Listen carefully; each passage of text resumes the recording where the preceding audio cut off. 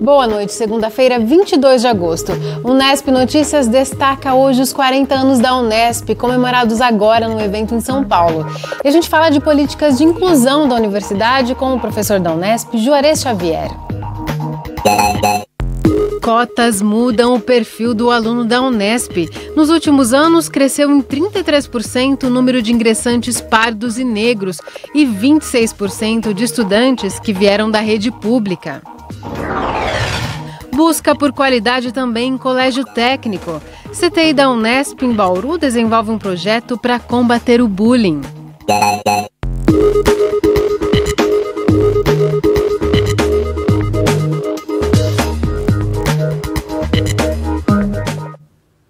A edição do Unesp Notícias desta segunda-feira é especial, porque hoje a Unesp promove uma festa para marcar os 40 anos da universidade. O evento está começando agora na Sala São Paulo, na capital paulista. A festa vai homenagear professores, servidores técnico-administrativos e alunos egressos. E vai contar também com apresentações musicais. A repórter Leire Bevilacqua está lá para acompanhar as comemorações e adianta a programação. A Sala São Paulo recebe nesta noite a cerimônia de comemoração dos 40 anos da Unesp. A orquestra da universidade já está a postos e será uma das atrações desta noite. Além dela, representantes da universidade estarão aqui e serão homenageados. O professor Júlio César Durigan, reitor, também fará um pronunciamento. Além dele, o secretário estadual de Educação, José Nalini, também estará presente na cerimônia.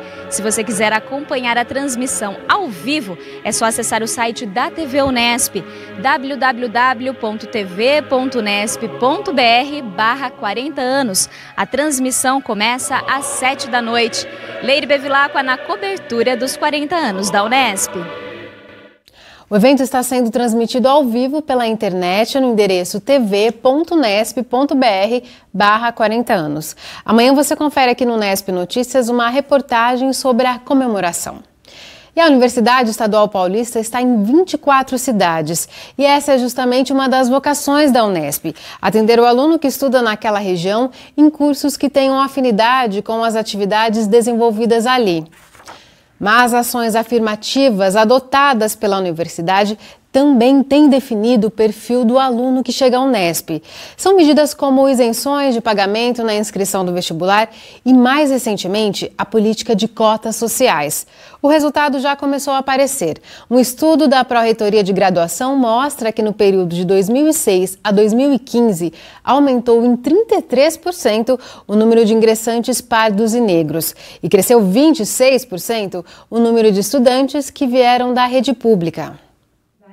Desde muito cedo, o sonho da Juliana era ser médica, mas ela já sabia que não seria fácil. A universitária cursou todo o ensino médio em escola pública e precisou de 2 anos de cursinho para se preparar para o vestibular, sempre com o apoio da família.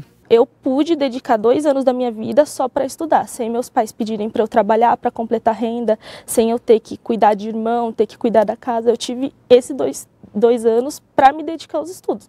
E não é assim com todo mundo, sabe? A gente sabe que tem que haver o esforço, mas eu acho que a estrutura fala bem mais alto nessa parte.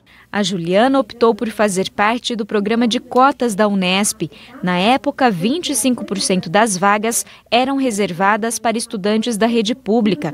De acordo com dados da Pró-Reitoria de Graduação, nos últimos 10 anos, casos como o dela têm se tornado mais comuns. Aumentou em 26% o número de alunos que ingressaram na Unesp vindos da rede pública. Acredito sim que tem que haver essas ações, porém acho que falta muito ainda a ser completado. Principalmente a questão da permanência, porque por mais que o aluno consiga ingressar usando ações afirmativas, quando ele chega na universidade, ele não encontra muito amparo, sabe? Tanto pela questão de moradia, de alimentação, de transporte.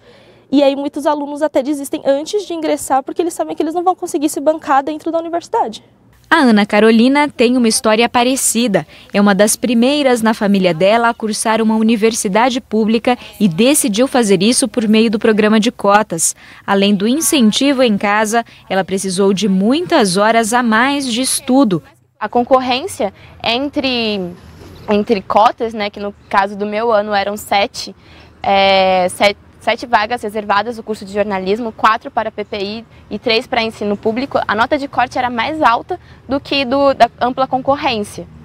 Então, ainda assim é cobrado de você mais para poder estar no espaço que deveria ser seu pelo simples fato de existir. Mas os desafios não chegaram ao fim com a aprovação no vestibular. Desde que ingressou na universidade há 3 anos, a Ana Carolina diz enfrentar muitas dificuldades para fazer valer seus direitos. Ao mesmo tempo que a gente cobra por espaços, por temas que também nos contemplem, a gente enfrenta bastante resistência por parte dos professores que julgam temáticas negras ou sobre questão racial como desnecessárias. Estar numa universidade pública é um ato de resistência também, nesse sentido, porque o espaço ele tenta te suprimir, ele tenta te embranquecer. Entre os anos de 2006 e 2015, aumentou em 33% o número de alunos pardos e negros aprovados na Unesp.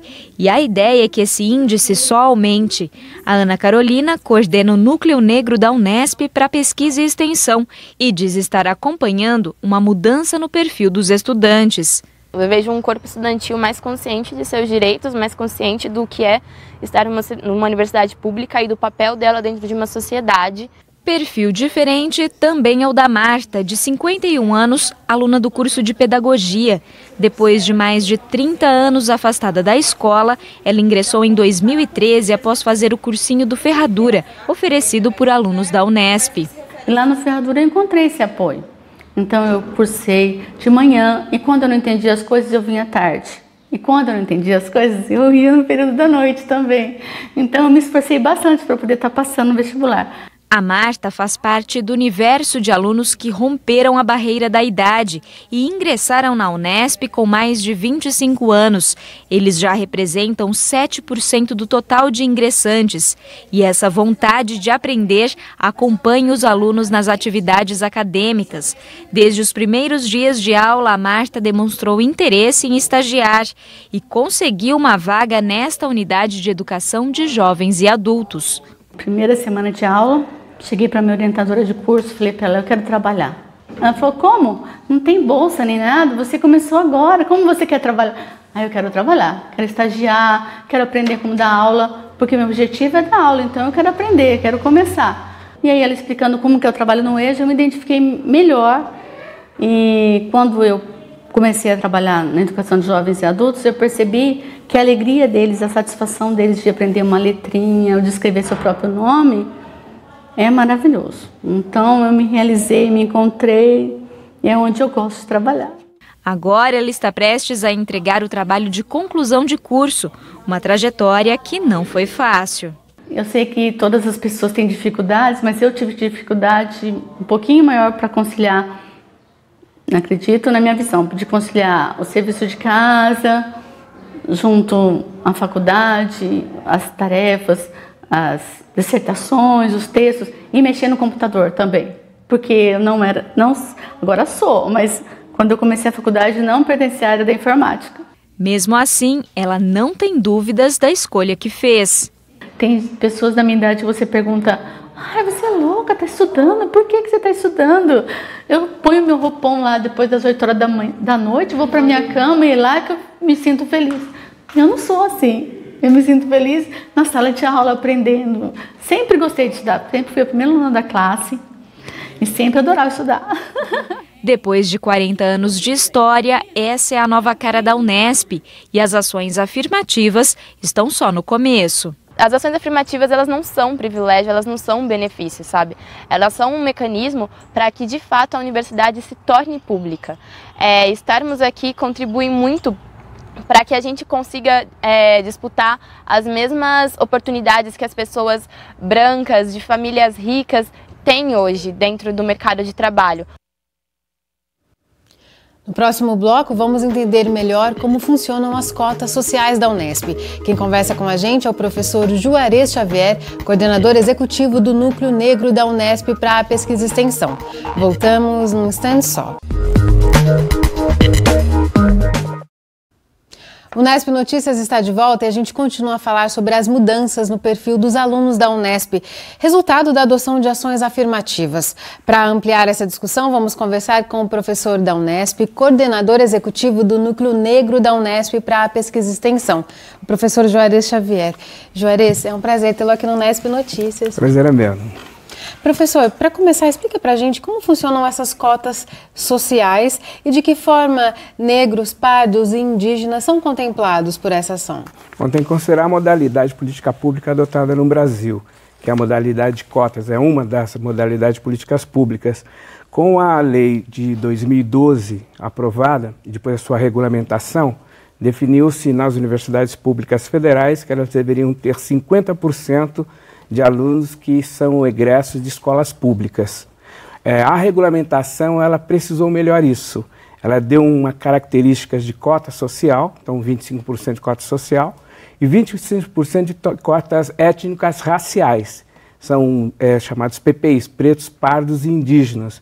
E esse percentual ele varia de acordo com a política do censo de 2010 em determinadas regiões. A nossa modalidade na universidade é um pouco diferente disso. Ela contempla essa perspectiva, mas é diferente. Nós trabalhamos com o universo desde 2014, primeiro era 15%, depois 25%, 35%, 45%, até chegar a 50% em 2018. E desse universo, 35%, que é a proximidade de PPIs no estado de São Paulo, reservados para pretos, pardos e indígenas. Então, isso tende a aumentar a presença desses grupos sociais historicamente excluídos da universidade, no novo processo de inclusão. Pela fala das meninas na reportagem, a gente vê que esse é o primeiro passo. Quando esse aluno chega à universidade, ele precisa ser amparado também por políticas de permanência estudantil, porque senão todo esse esforço, ele vai ser em vão, esse aluno acabar desistindo por não ter condições de seguir o curso, e a universidade precisa investir mais nesse tipo de política, na sua visão? Muito mais. A literatura internacional mostra isso, a experiência dos Estados Unidos, nos anos 60, nos anos 70, na Europa também, e um pouco que nós já temos acumulado no Brasil. A experiência inédita no Brasil é da Universidade Estadual do Rio de Janeiro, que em 2003 adotaram essa política, e mais tarde a UNB. E já produziram estudos sobre isso. Então mostra que há impacto em 5 grandes dimensões. Há impacto no ensino, que você precisa adotar um mecanismo mais apropriado para essa nova população. Há impacto na pesquisa, há impacto na extensão, há impacto na gestão. O aluno quer encontrar na gestão da instituição pessoas com quem ele possa se identificar, professores e funcionários, e há impacto na permanência.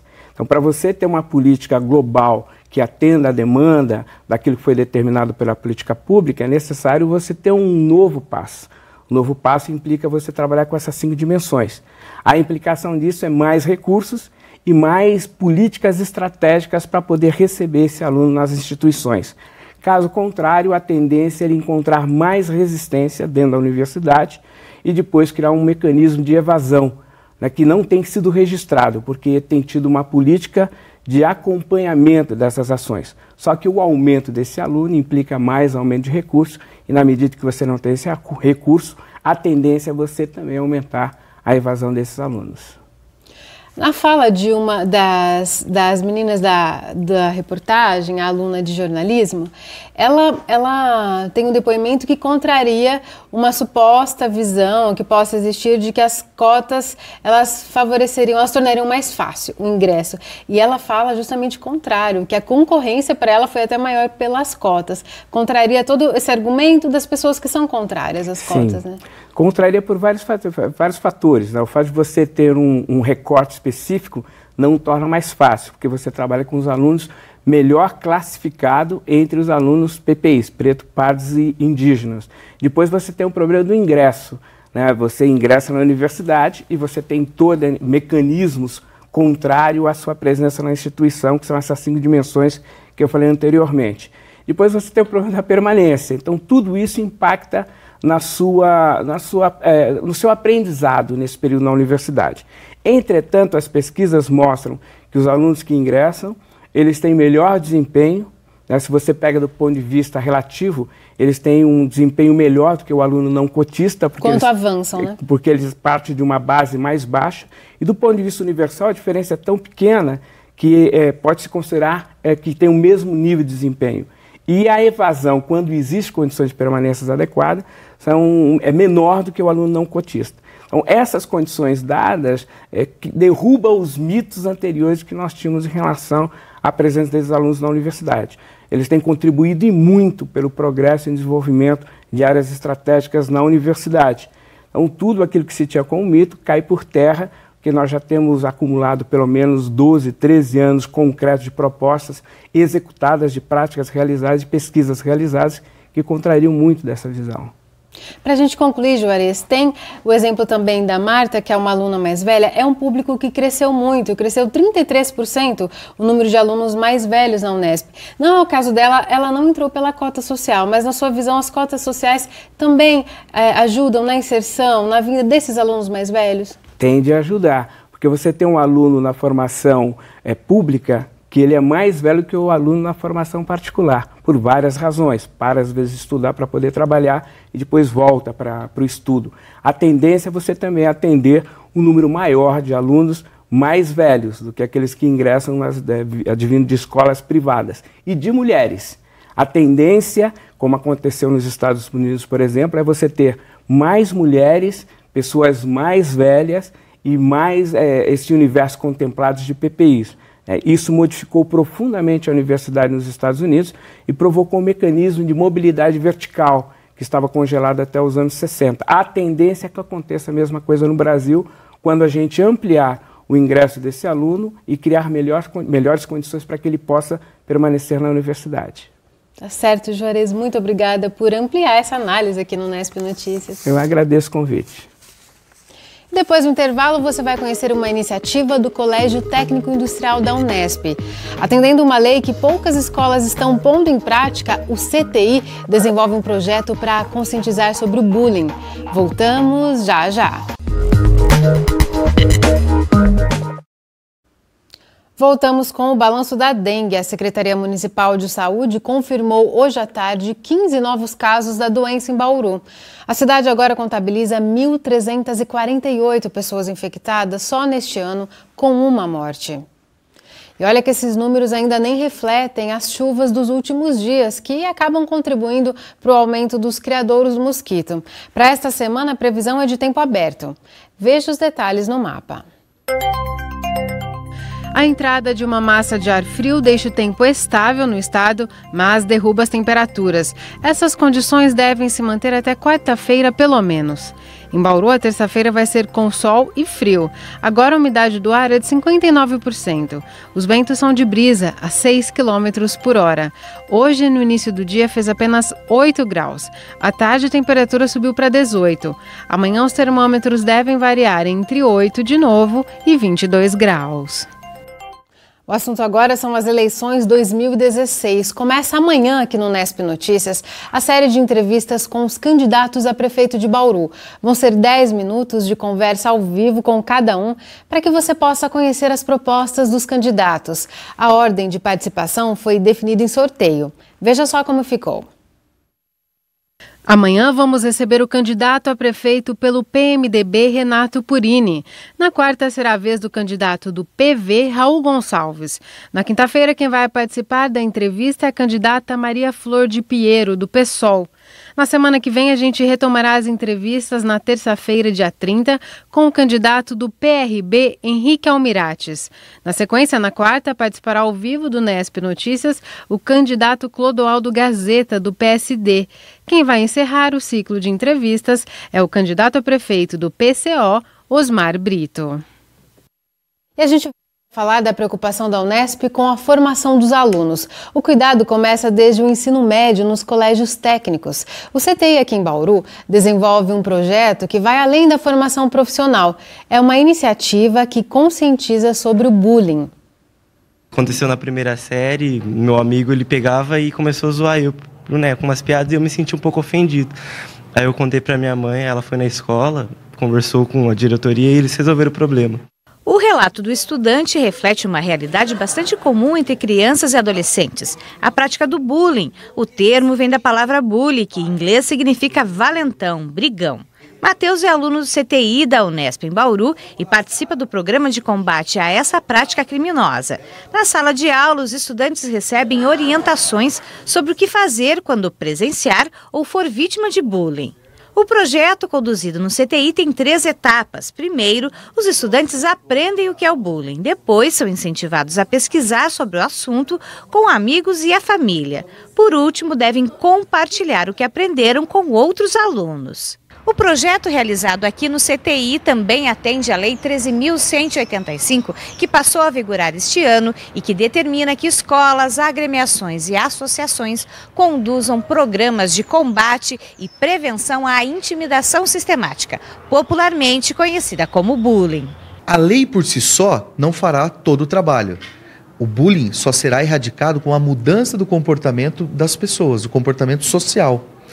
E é isso que nós buscamos aqui. Nós buscamos instruir os alunos para que eles reproduzam esses pensamentos em outros ambientes, para que as pessoas gradativamente parem de praticar o bullying. As pessoas combatam o bullying, evitem o bullying e, principalmente, passem a identificar que aquela brincadeira, aquela chacota, aquela humilhaçãozinha não é uma simples brincadeira, não é uma simples diversão. Aquilo é bullying e aquilo pode causar um transtorno à vítima permanente. Além de orientar os alunos, cabe também à escola tomar providências imediatas assim que tomar conhecimento da prática de bullying. Eles tentam resolver isso dentro de sala de aula, em conversa com os professores, não só o professor da disciplina, mas todos os professores que trabalham com eles, tratam desses assuntos diariamente com eles.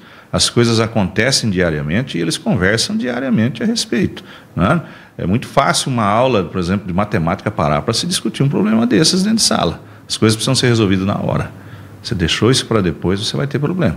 O bullying não está restrito ao ambiente físico, ocorre também na internet. Por isso, além da prevenção, os alunos aprendem a importância de denunciar. O cyberbullying também, que entrou agora na lei e faz parte junto com todas as características do bullying. Brincadeiras que parecem inocentes, como dar apelidos aos colegas, podem ser motivo de constrangimento. Alex é chamada de Leco pelos colegas, mas conta que o apelido já vem da família. Ela diz que já sabe reconhecer quando um colega faz uma brincadeira de quando tem a intenção de ofender. Aqui no colégio a gente tem o costume de, na integração, cada bicho receber um apelido. E tipo, isso ajuda até o pessoal se enturmar. E quando a pessoa não gosta, a gente para. Porque se a pessoa não gosta do apelido, ela tem que deixar bem claro pra a pessoa que tá chamando ela por esse apelido parar e, tipo, não continuar e acabar chateando a pessoa. É isso aí, o Unesp Notícias fica por aqui. A gente volta a se encontrar amanhã às 7 da noite, ao vivo. Tchau!